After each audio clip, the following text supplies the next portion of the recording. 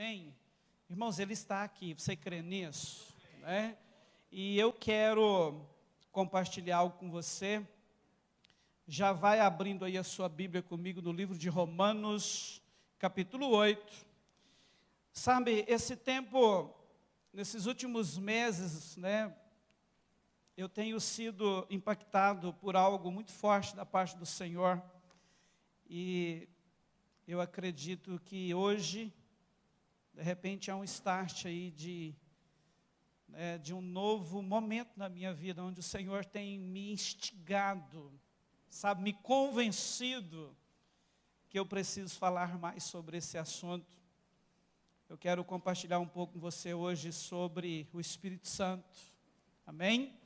E eu creio que Ele está aqui, porque Ele está aqui. Amém? Eu não vejo, você não vê, mas Ele está aqui. Ele está atuando nas nossas vidas o tempo todo. Amém, queridos? Você está pronto para receber algo do Senhor? Amém? Glória a Jesus. Você encontrou aí Romanos capítulo 8. Encontra aí o verso 14. Livro de Romanos capítulo 8, verso 14, diz assim: pois todos os que são guiados pelo Espírito de Deus são filhos de Deus.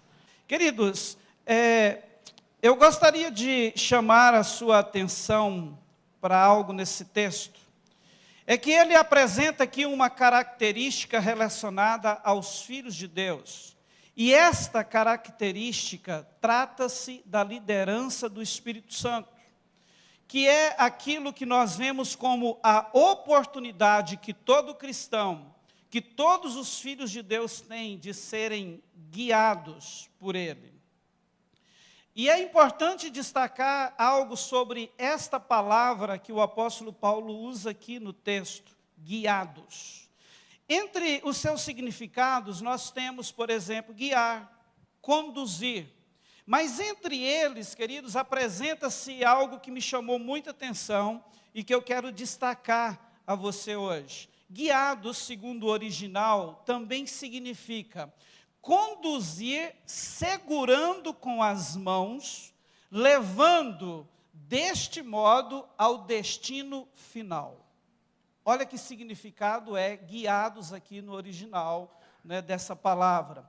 Conduzir segurando com as mãos e levando deste modo ao destino final. E esse significado me chamou muita atenção, porque fala não só de uma instrução, né, mas fala de alguém que, além de te instruir, segura nas suas mãos e vai junto com você até o destino, até aquele propósito final. Quantos de nós já tivemos a oportunidade, talvez, de sermos conduzidos por alguém assim, ou de conduzir alguém? Os pais, por exemplo, se for olhar, nós, em relação aos nossos filhos, temos muitas experiências com eles acerca disso, não é verdade? Lembra, por exemplo, da primeira vez que você teve que deixar o seu filho em uma creche, em uma escola. Como que você fez a condução dessa criança àquele lugar? Não é verdade? Eu me lembro que o Daniel Felipe foi a experiência que mais me marcou. A gente tentou colocá-lo numa creche, ele com 6 meses, né, de vida. A mãe nem conseguiu ver quando eu saí com ele de casa, bem bebezinho, né? E ali de bicicleta, eu coloquei aquele menino numa cadeirinha e vai, eu olhando para ele assim, eu, coitadinho, nem sabe o que eu espero, eu vou deixá-lo lá e ele vai ficar o dia todo. Irmãos, e foi muito difícil aquele dia, né, o primeiro, porque eu me lembro que cheguei naquela creche, né, eu tirei daquela bike, quando eu entrei e o coloquei naquele lugar onde ele teria que ficar, né, o meu coração partiu. E a ideia era, filho, agora é você. Por mais que ele fosse um bebê, mas a ideia era, se entorne aí, porque essa tia, esses coleguinhas é que vão ficar com você até tal hora. Né? Então percebe, aquela criança de 6 meses, ele não tinha condições de chegar naquele lugar. Eu tive que conduzi-lo, levá-lo até aquele destino final. E é interessante que quando Paulo fala da obra do Espírito Santo na nossa vida, ele quer nos levar a entender que é exatamente esta a proposta que o Pai nos oferece. E quando pensamos, queridos, em vida cristã, algo que precisa ficar bem claro para nós, é que, na verdade, nós não podemos viver bem a jornada cristã sem a liderança do Espírito Santo. Ele não é responsável apenas pelo arrependimento e a conversão, que talvez já aconteceu na vida da maioria aqui. Mas ele também é aquele que foi enviado para nos conduzir pelo caminho, por toda a jornada cristã. E isto tem sido um desafio para muitos entre nós. E eu acredito que isto se tornou um grande desafio pelo fato de que a maioria de nós mistificamos muito a sua liderança na nossa vida. E algo que nós precisamos entender é que, se realmente há uma mistificação, nós temos que buscar uma forma de vencer isso, de desmistificar a forma que o Espírito Santo está aí, disposto, pronto, disponível para nos liderar. E eu acredito que um caminho legal para a gente desmistificar isso é entendendo a forma que Deus interage com a humanidade quando Ele coloca em prática o seu plano de redenção. E eu quero dar continuidade a partir de agora, falando com você sobre isso. Entender um pouco mais sobre a proposta de Deus na redenção, como que Ele fez isso, como que Ele coloca em prática esse projeto que era redimir o homem, trazer o homem, uma vez caído no pecado e se distanciado dele, novamente à sua presença. Então, preste atenção numa coisa. O primeiro ponto que nós precisamos entender é que no plano de redenção, a Bíblia nos apresenta um envolvimento da Trindade, Deus Pai, Deus Filho e Deus Espírito Santo, no cumprimento desse projeto, da redenção do homem. A primeira coisa que a gente vê é que Deus, o Pai, qual foi o papel dele nesse processo, nesse projeto de redenção? Além de amar você, sabe o que é que Deus fez? A Bíblia vai dizer em João 3,16 que por amor a mim e a você, Ele pegou o seu único filho e deu, por amor, Ele deu o seu único filho. E como resultado dessa doação, desse amor imensurável, a ideia de Deus era que muitos viessem a crer nele, e a Bíblia vai dizer que todo aquele que cresce nele não pereceria, mas teria a vida eterna. Essa foi a função de Deus Pai. Ele amou e entregou o seu Filho. A partir daquele momento em que Jesus é enviado à terra, a parte da redenção estava nele, estava sobre ele. Até aquele momento em que lá na cruz do Calvário ele vira e diz: está consumado. Naquele momento, uma das coisas que nós precisamos entender é que Jesus estava dizendo não só a nós, que o véu havia rasgado e que agora tínhamos acesso direto ao Pai, mas ele também estava dizendo ao Pai: Pai, eu cumpri a minha parte. Eu fiz aquilo que o Senhor confiou a mim para fazer nesse projeto maravilhoso que é de redimir os meus irmãos, o nosso povo, a nossa família. Entende? Esta foi, queridos, a parte do Filho. O Filho vem, a Bíblia vai dizer que o Filho, a palavra viva, ela se encarna entre nós e morre uma morte de cruz. Mas é importante lembrar que antes de Jesus morrer e chegar naquele momento em Atos capítulo 1, quando à vista de muita gente ele é visto sendo assunto aos céus, Jesus falou daquele que viria para dar continuidade ao processo de redenção e que também seria o nosso auxiliador, o nosso consolador, o nosso guia durante a nossa jornada como cristãos na terra. Ele fala então do Espírito Santo, ele fala que depois dele, ele teria que enviar o Espírito Santo. Quando você lê o capítulo 14 e o capítulo 16 do Evangelho de João, você vai encontrar exatamente Jesus falando sobre isso, ou sobre ele, né? Você vai ver Jesus dizendo que o Espírito Santo teria que vir. E no versículo 7 do capítulo 16, você vai encontrar essas palavras, Jesus dizendo assim: convém-vos que eu vá, porque se eu não for, o Consolador não virá para vós outros, se porém eu for, eu vô-lo enviarei. E ele continua dizendo, quando ele vier, convencerá o mundo do pecado, da justiça e do juízo. Então percebe que ele deixa claro que era necessário que ele fosse para que o Espírito pudesse vir. Quando você chega no versículo 12, eu gosto muito desses textos de João 14, 16, porque você vai ver que Jesus ali joga aberto com seus discípulos. Ele está falando que está chegando a hora dele, que ele vai, ele tem que ir. E a razão disso é porque a parte que cabia a ele no propósito, no projeto, na implantação da redenção do homem, estava já chegando ao fim.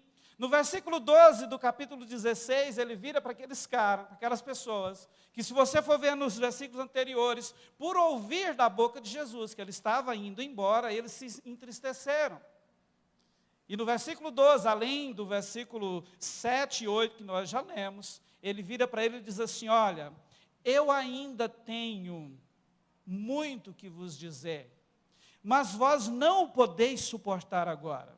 Olha só, Jesus aqui está virando para eles dizendo: olha, eu ainda tenho muita coisa para falar para vocês, mas vocês precisam entender que no momento vocês não podem suportar tudo isso.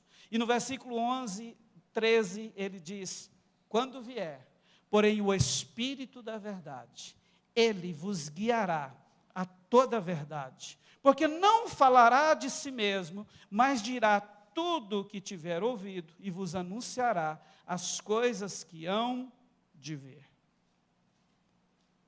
Jesus deixa claro a necessidade. Ele estava dizendo assim: olha, eu tenho que parar por aqui. Eu ainda teria muito a dizer para vocês, mas eu não posso. Agora eu tenho que ir, e quando ele vier, ele vai ensinar vocês, ele vai falar, ele vai guiar vocês a toda a verdade. E após concluir a sua missão, o que acontece agora com o nosso Senhor?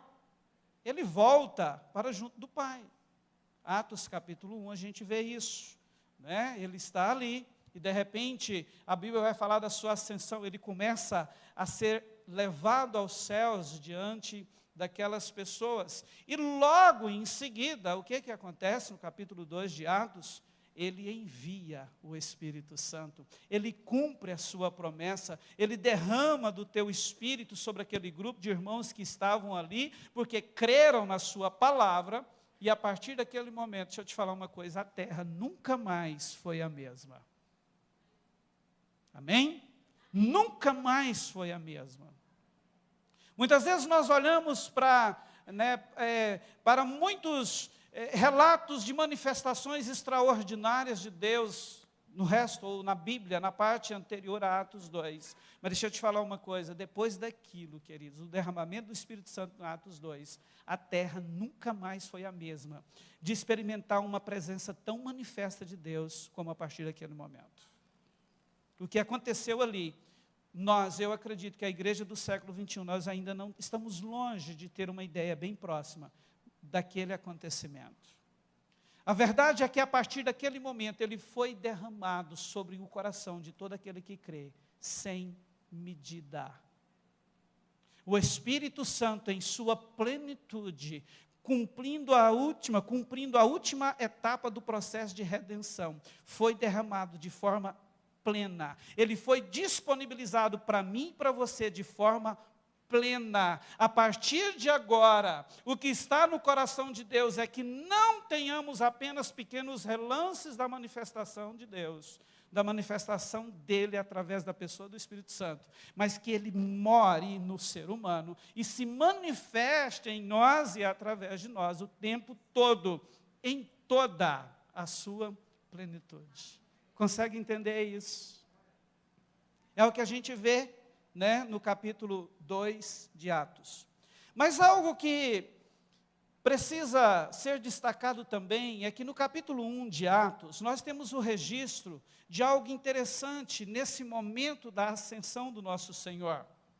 Quando, no versículo 8, Jesus, antes de começar a ser assunto aos céus, ele vira para aquelas pessoas e diz assim: mas recebereis poder, ao descer sobre vós o Espírito Santo, e sereis minhas testemunhas, tanto em Jerusalém, como em toda a Judéia e Samaria, e até aos confins da terra.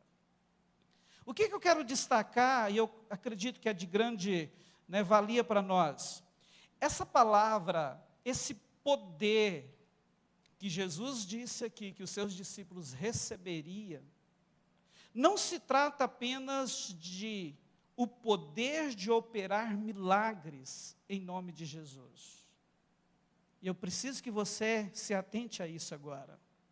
Não é apenas aquela operação de poder, de milagre, onde muitos de dentre a sua família são munidos e colocam as mãos e os cegos veem, os aleijados andam, né? E a gente vê muito isso acontecer hoje na terra. Não é apenas isso. Esse poder fala também de habilidade.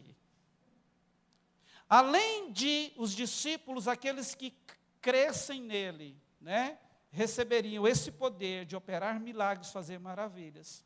O que o Senhor disse ali é que todos seriam habilitados. E habilitados para quê?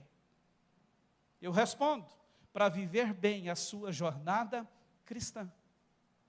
Sabe, queridos, e um dos papéis do Espírito Santo, uma de suas funções na nossa vida, é de exatamente nos fazer hábeis no enfrentamento de tudo aquilo que se relaciona com a nossa vida, com o tempo de vida que temos aqui. E nós precisamos entender isso. Ele é alguém que se preocupa com todos os detalhes da nossa vida. Consegue entender isso? Com os mínimos, aqueles mais pequenos detalhes da sua vida, eu quero te lembrar que o Espírito Santo está interessado no seu bem-estar. Ele está interessado em você. Não só naquelas causas grandes que te envolvem. E o melhor, e o mais legal é saber que Ele tem direção para nós, em todos eles também, nos pequenos, médios e nos grandes detalhes, questões das nossas vidas. Consegue entender isso? Muitas vezes a gente acha que Deus ele está disponível apenas para se manifestar em se envolver conosco naquilo que nós não podemos fazer. Não é verdade? Mas não, Ele está interessado e disponível e desejoso em envolver com você em todos os detalhes, em todas as questões, por mais pequenas que sejam, na sua vida. Ele é alguém que se preocupa com isso. E para isso, queridos, nós precisamos entender que nós precisamos crer mais nele. Nós precisamos entender qual é o papel desse Espírito Santo agora na nossa vida, uma vez que já fomos redimidos, que já encontramos a salvação em Cristo. Precisamos crer nele, precisamos fazer com que a nossa fé na presença dele seja algo vivo. Entende? Ele não é qualquer coisa, ele não é uma força que foi derramada ou uma parte, não.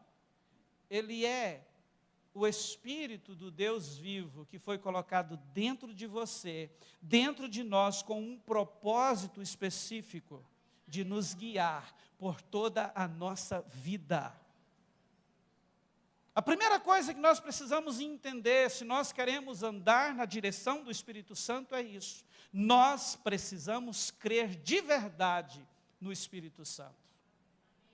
Nós precisamos acreditar, olhar de uma forma macro para esse projeto de redenção e entender que Deus Pai teve um lugar, Deus Filho teve um lugar, e depois o Espírito Santo entrou em cena, e é Ele que está aí agora dentro de você, com a incumbência de trazer todas as revelações do Pai ao seu conhecimento. E isso envolvendo tudo na sua vida. Coisas mínimas, pequenas, médias, grandes, tudo. Ele é quem cuida de nós.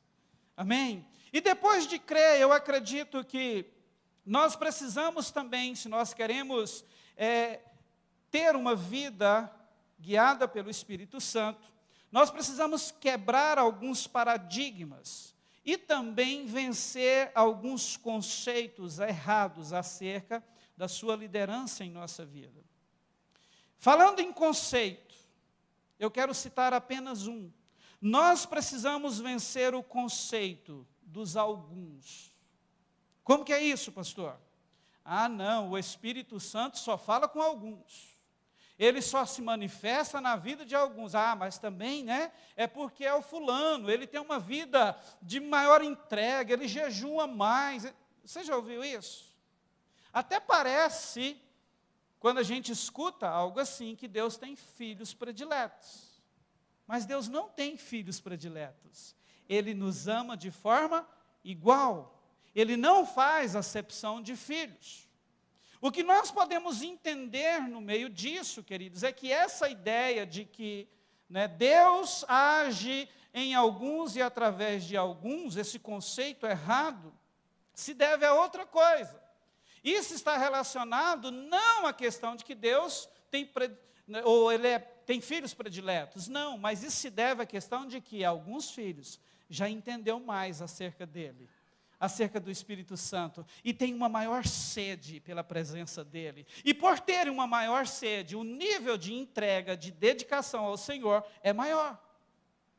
É isso, é essa a diferença. O entendimento maior que os leva a um nível de busca, de sede, de fome, de entrega maior. Aí a coisa acontece. Entende? E nós precisamos quebrar isso. Entenda, todos os cristãos, todos os filhos de Deus, podem, devem ser guiados pelo Espírito de Deus. Não é isso que nós lemos? Então é para todos. Quando se fala de paradigma, eu acredito que nós temos que quebrar aquele paradigma de que muitos acham que o Espírito Santo só se manifesta de forma extraordinária, como que se fosse um projeto de Hollywood. Se não for algo que espante quem está recebendo a manifestação ou as pessoas que estão em volta, não é o Espírito Santo. Isso também não é verdade.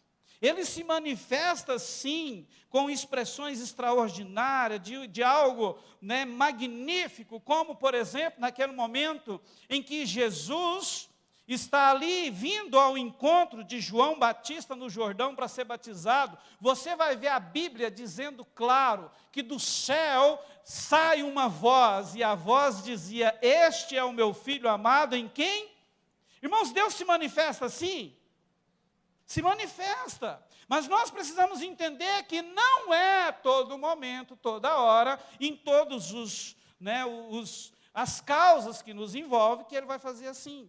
Deixa eu te dizer uma coisa, na maioria das vezes Ele se manifesta de forma simples, de maneira simples, e eu vou dizer mais, até de maneira normal nas nossas vidas. E nós precisamos entender isso. Não é toda hora que vai ter um eis que te digo, servo bom e fiel.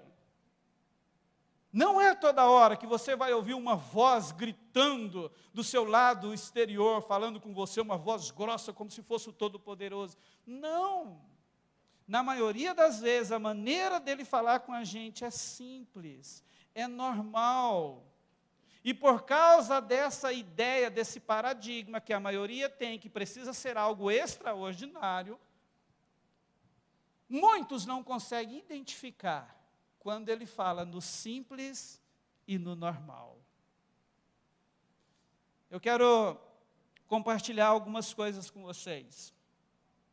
Alguns meses atrás, e foi de lá para cá que o Senhor ressuscitou esse assunto muito forte no meu coração, acerca da pessoa dele, não que eu tenho deixado, porque na verdade, queridos, eu fui para Jesus em 1989, onde eu tive a primeira experiência com a palavra. Encontrei com o Senhor, depois de 9 meses na igreja, ainda não batizado, saí e voltei para o Senhor no ano de 90, onde ali eu cheguei ao batismo e comecei realmente a minha jornada com o Senhor.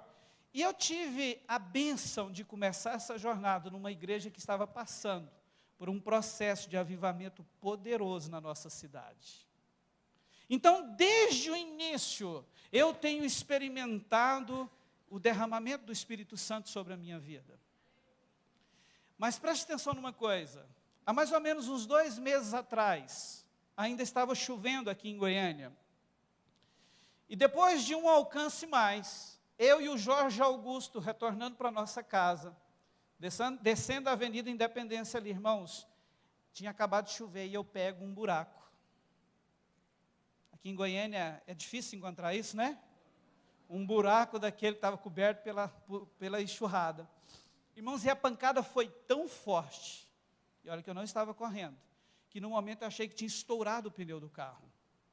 Eu parei na hora, desci, percebi que só tinha entortado um pouco a roda, corri para casa, cheguei lá, nós já trocamos o pneu. O Jorge Augusto ainda saiu com o carro. No outro dia de manhã, lá vai o Jorge, pegar o carro, levar para desempenar a roda. Já foi um prejuízo, desempenou a roda. Quando eu voltei para casa naquela manhã, eu olho e estava faltando parte da fechadura do lado do motorista na porta traseira. Eu olhei aqui e falei assim, gente, alguém tentou arrombar o nosso carro. Foi o que eu pensei. Alguém tentou tirou isso aqui para roubar. E ficou fácil agora. Aonde a gente vai com esse carro desse jeito, se um ladrão ver, é só puxar a porta aqui, entra e faz o que quer.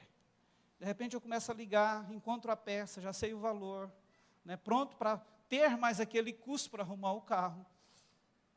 À tarde, eu e a minha senhora vamos para a academia. Quando a gente volta, quando eu boto o pé dentro da nossa casa, eu sinto uma voz dentro de mim, volta lá no buraco. Eu, como assim, Senhor? Volta lá no buraco. E quando eu falei isso, irmãos, eu não sei te falar se foi uma visão ou se foi, mas eu vi aquela peça da fechadura. Quando o carro bateu no buraco, ela soltando e voando longe. E na hora veio a confirmação, a peça está lá. Foi exatamente isso que aconteceu. E aí começa aquela briga, né? Mas Senhor, estava chovendo, é uma avenida movimentada. Aquela peça é impossível ela estar lá. Vai lá, volta no buraco, sem falar nada. Peguei a chave do carro, voltei lá. Irmãos, o buraco já tinha sido tapado. Não é possível um negócio desse.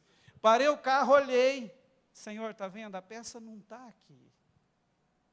Ele, olha lá adiante. Irmãos, eu olhei adiante, mais ou menos uns 30, 40 metros. Algo preto, desse tamanhozinho. Vai lá, é a peça. Quando eu cheguei lá, irmãos, era a bendita peça. Irmãos, eu não aguentei. Falei assim, Senhor, como é que pode um negócio desse? Irmãos, aquilo foi muito forte para mim. Não é a questão do valor que ele me deu de economia, porque eu não precisei de comprar a peça, porque foi só encaixar e arrochar o parafuso. Mas é do cuidado do Espírito Santo. A forma que ele fala com a gente, percebe? Irmãos, naquele dia eu entendi, Senhor, o Senhor está preocupado com uma pequena peça do meu carro que se soltou num acidente. Senhor, como assim? E então o Senhor começou a falar muito com você, meu filho, você é meu filho. É lógico que eu me preocupo com você.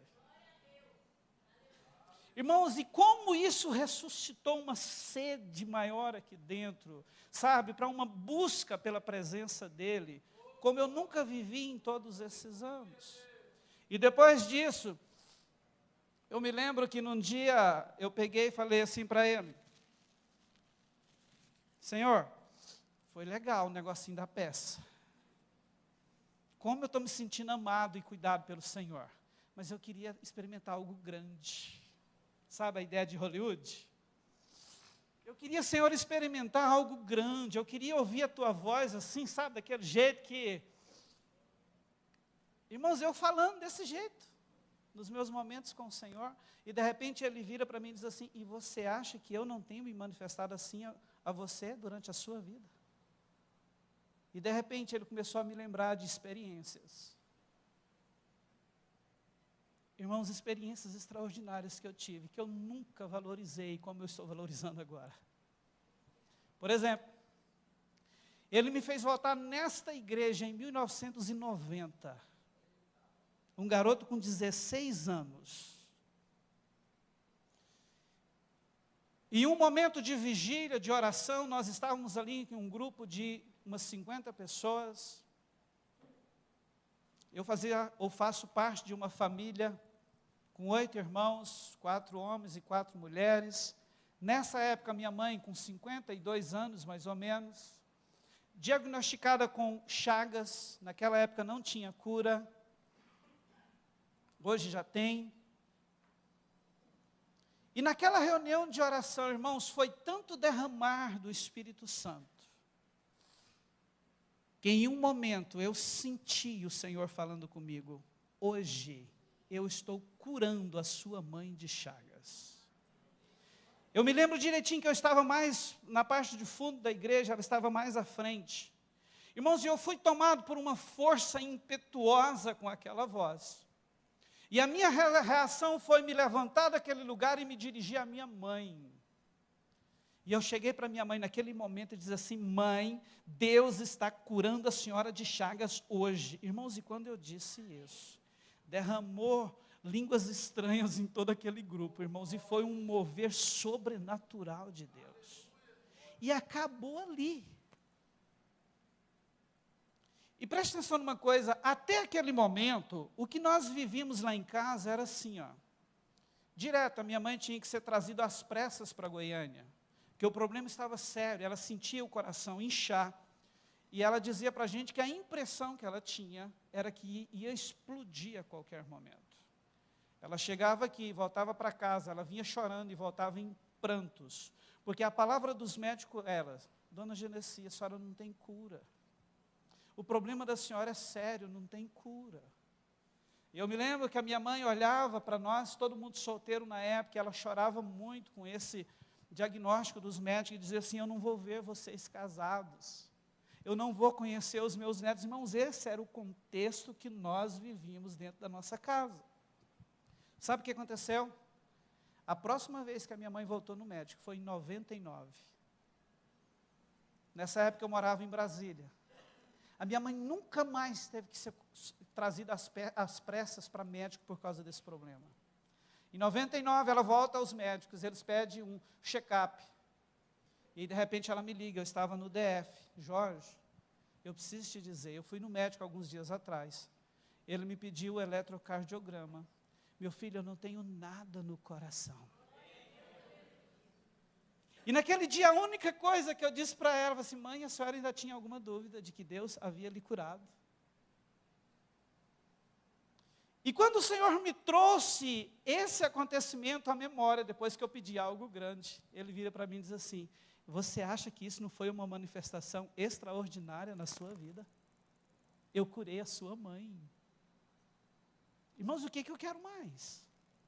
Minha mãe hoje está velhinha, com 82 anos, já viveu mais 30 anos depois disso. O que eu quero mais?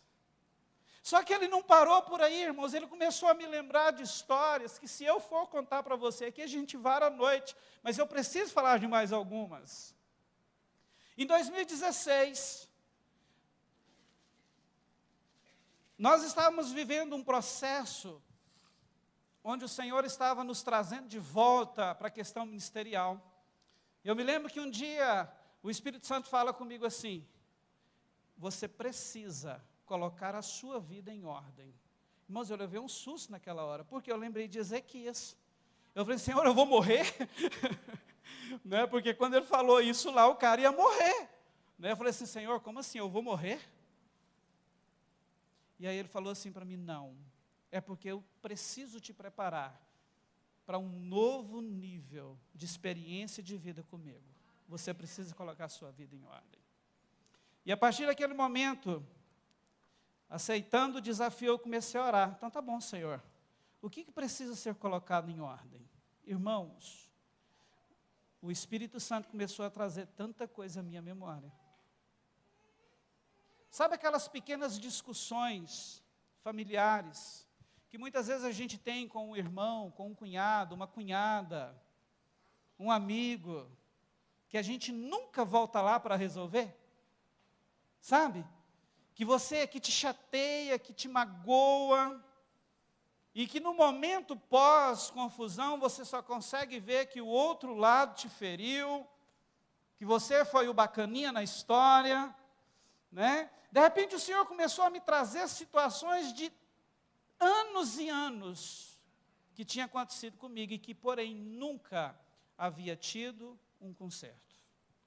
E todas as vezes que eu me encontrava diante de situações assim, a palavra era a mesma: vai lá e reconcilia com o teu irmão. Vai lá e pede perdão. Eu me lembro que em alguns casos, né, ainda na minha razão, eu entrava em discussão com o Espírito Santo, mas Senhor, eu me lembro direitinho disso. O Senhor lembra do que Ele me falou? O Senhor lembra como Ele me tratou? Senhor, foi Ele que está errado. É Ele que errou. Olha o que Ele me falou, Senhor. Olha como foi. E o Espírito Santo dizia: vai lá e resolva a questão. Irmãos, e eu comecei a fazer isso. Até chegar aquele momento de orar, de estar com Ele e ouvir dele: a sua vida está resolvida. Você fez o que eu queria que você fizesse. Mas foram inúmeras pessoas das nossas famílias e amigos que eu tive que procurar para consertos. E aí, irmãos, eu fico pensando, eu quero coisa extraordinária. O que eu quero mais além disso? Mas o Senhor não parou por aí. Ele me lembrou de mais um. Teve uma época que um irmão pastoreado por nós, ele teve a sua empresa roubada. Então, eu me lembro que aquele irmão me liga desesperado. O pastor entrou aqui e levou muita coisa de valor. Eu preciso que você venha aqui. Eu me lembro que em poucos minutos eu estava lá, e aquele irmão estava desesperado. Irmão, quando eu bati o pé dentro da empresa dele, eu nos via andando por uma rua, e chegando num muro, e aquela certeza, as coisas dele estão lá. Eu não conhecia aquela rua. E a única coisa que veio como direção: chama ele, entra no carro e vá. Nós entramos no carro, irmãos, e eu fui dando as coordenadas por ele. Vai por aqui, vira ali. De repente a gente chega em frente àquele muro. E eu viro para ele e diz assim: meu querido, os seus pertences estão aqui. Como você vai fazer para pegá-los de volta, eu não sei. Mas eles estão aqui. Ele vira para mim assustado e diz assim: pastor, você sabe quem que mora aqui? É um dos principais ladrões dessa região. E aí ele me contou a história do cara. Eu falei: eu não sabia. Agora é com você. Moral da história: ele passou algumas dicas para as polícias na época, e ele recuperou todas as máquinas, tudo que foi roubado na empresa dele estava lá, naquele lugar. E quando o Senhor me lembrou, disse assim: meu filho, você quer coisas extraordinárias? Você quer coisas extraordinárias? Você não percebe que durante toda a sua vida eu tenho me manifestado assim, e a verdade é que você não tem valorizado o extraordinário, e muito menos o meu simples na sua vida, como foi a pecinha do carro?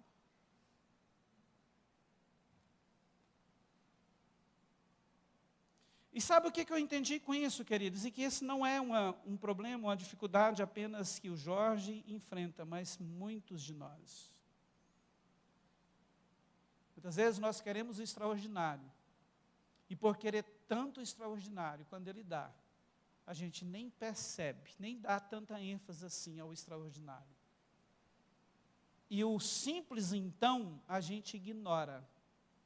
A gente ignora, e muitas vezes esse posicionamento nosso tem sido impeditivo para que Ele se manifeste em toda a plenitude na nossa vida.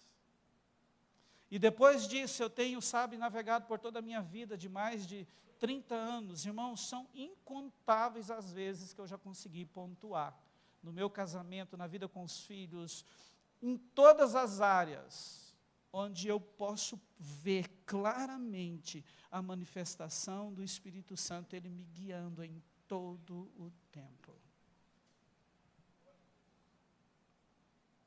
Percebe? Como é isso na sua vida? Talvez você é uma daquelas pessoas que pensa assim, não, Deus não fala comigo.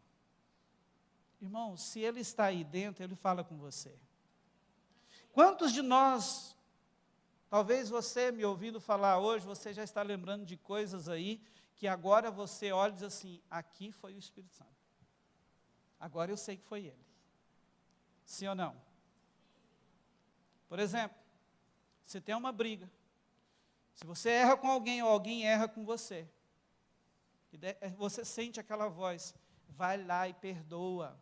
Deixa eu pegar um exemplo aqui, isso acontece, quase não acontece entre os casais, acontece sim. Tem uma comunhão intensa entre o casal. E aí o Espírito Santo, depois que passa aquele calor da briga, né? Aquela comunhão intensa, que crente não briga, né, irmãos? Aquela comunhão intensa. Cada um vai para o seu canto.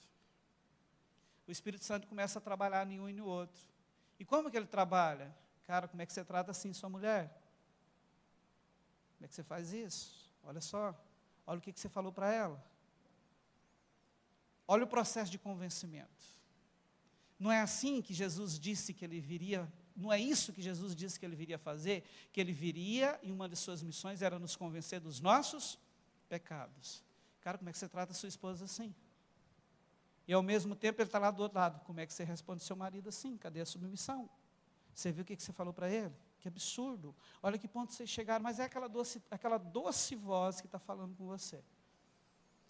E quantos de nós que estamos aqui já vivemos experiência assim? Enquanto a gente menos percebe, a gente está brigando com Deus. Não, Deus, essa mulher de novo. Senhor, ontem ela fez comigo a mesma coisa. Você já viveu isso? O negócio é tão louco que você começa a brigar com Deus porque você não quer fazer aquilo. E Ele continua insistindo com você. Você tem que perdoar. Cara, olha a sua esposa. Gente, olha o que você fez. Todo aquele processo. E até que a gente se sente ali convencido e vencido. Tá bom, Senhor, eu vou lá. Vou pedir perdão para essa mulher, vou pedir perdão para esse homem. Percebe como ele fala? Eu duvido se tem alguém aqui que nunca teve esse tipo de embate interior. Se não é o Espírito Santo que está falando com você num momento desse, quem é? Você não é doido, você não é doida. Não é verdade? É a presença manifesta do Espírito Santo. Entende? Que está ali nos convencendo, trabalhando no nosso interior, tentando nos levar a um conserto, a uma mudança de vida, queridos. Quer ver outro exemplo? Que acontece demais. No momento da oferta, diz-me a oferta. Quantos aqui já teve um embate com o Espírito Santo aqui dentro, ou em algum lugar que levanta uma oferta para o reino de Deus? Quando levanta a oferta, se você tem uma notinha de 5 e uma de 50, na nossa mente carnal, muitas vezes, qual que é a primeira nota que a gente pensa em ofertar? É claro, irmãos. Aí, de repente, começa aquela briga interior. Não, dá de 50. Deixa essa de 5, dá de 50. Não, Senhor, eu tenho um negócio para pagar amanhã. Você já viveu isso? Senhor, não, Senhor. Não, eu quero dar de 5. Aí você fica lá segurando um pouquinho, e o Espírito Santo moendo você. Não, é para você ofertar de 50. Não, Senhor, mas eu quero dar. Senhor, é a de 5. Percebe? Você já viveu isso? É o Espírito Santo. Acerca da entrega do dízimo. Irmãos, quantas vezes cristãos passam por isso aqui, recebem os seus dividendos. Está ali. Aí, de repente, aquele lado avarento, carnal. Puxa, mas eu vou entregar R$1.000 de dízimo? Não, vou nada. Com isso aqui eu pago quase a parcela do meu carro. Eu faço isso. Aí, de repente, tem uma vozinha, que você vai ver que ela te incentiva a não fazer mesmo. É verdade, isso é um absurdo. Olha, você vai deixar de pagar a prestação do carro para dar dinheiro para a igreja? Aí, de repente, vem aquela voz interior: filho, seja fiel.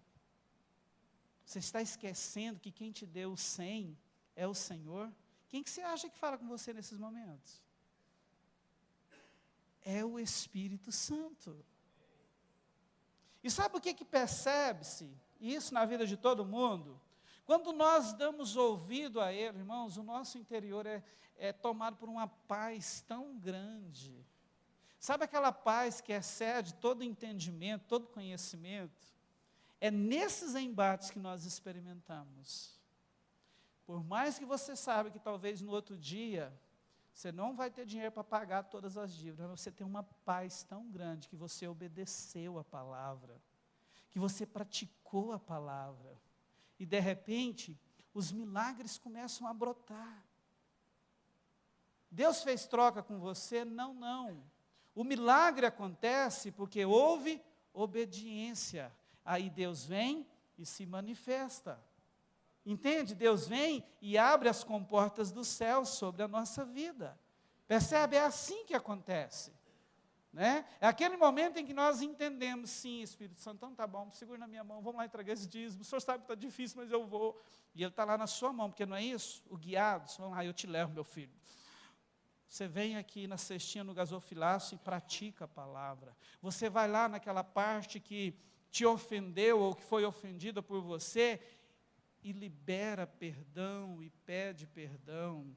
E de repente a sua vida, a vida da pessoa, aquela questão, né, é encharcada pela graça e pelo favor de Deus, e você vê o extraordinário, portas se abrindo, milagres acontecendo, e melhor do que tudo isso, você olha para dentro de você e tem uma sensação tão maravilhosa de que Ele está ali, e não importa nada, a presença dEle é a única coisa que te satisfaz.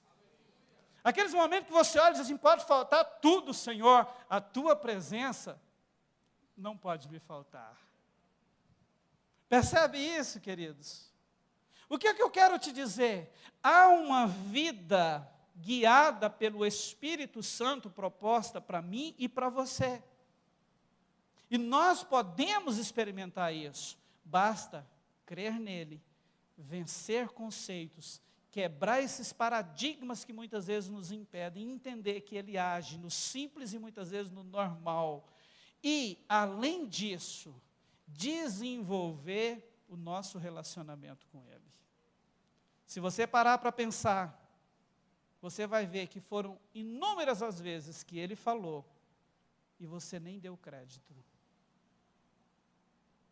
Não existe, querido, surdos espiritualmente falando.